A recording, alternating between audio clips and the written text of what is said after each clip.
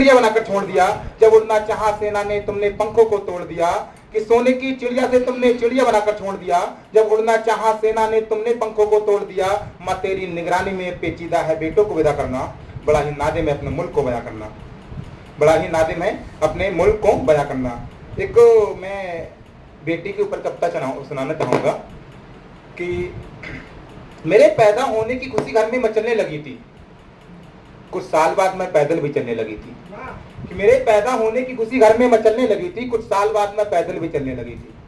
पापा की प्यारी भाई की लाडली, पापा की शैतान भाई की लाडली, माँ की प्यारी थी, मैं घर में सबकी राज दिला रही थी।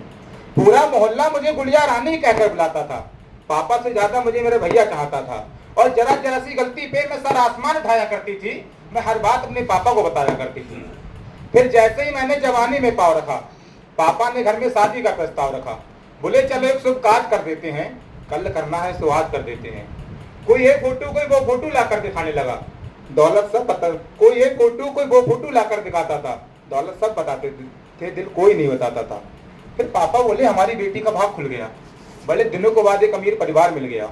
शादी नहीं करनी है ये ठान गए। कुछ ज्यादा पैसे लेके वो ही मान गए।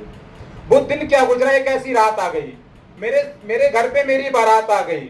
सब लोग हंसी से झूमे जा रहे थे, कई नाच रहे कई खुशियां मना रहे थे। फिर जैसे ही शौहर डोली लेकर मेरी ससुराल पहुंचा, ऐसा लगा था पापा ने कितने सालों से ना हाल पूछा। फिर जैसे ही शौहर मेरी डोली लेकर ससुराल पहुंचा, ऐसा लगा था पापा ने कितने सालों से ना हाल पूछा। मैं भी कभी साथ खुशियों के कभी साथ मीत के रहने लगी। पापा को लगा हमारी बेटी अब ठीक से रहने लगी। फिर कुछ साल बाद बेटी के घर से एक मौत का पैगाम आया, मरने वाले में भी बेटी का ही नाम आया। फिर कुछ साल बाद बेटी के घर से एक मौत का पैगाम आया, मरने वाले में बेटी का ही नाम आया। बहन की लाश को देखकर भाई के पास तले जमी खिसक गई। अचानक कमरे में पड़े खत पे बाप की नजर गई।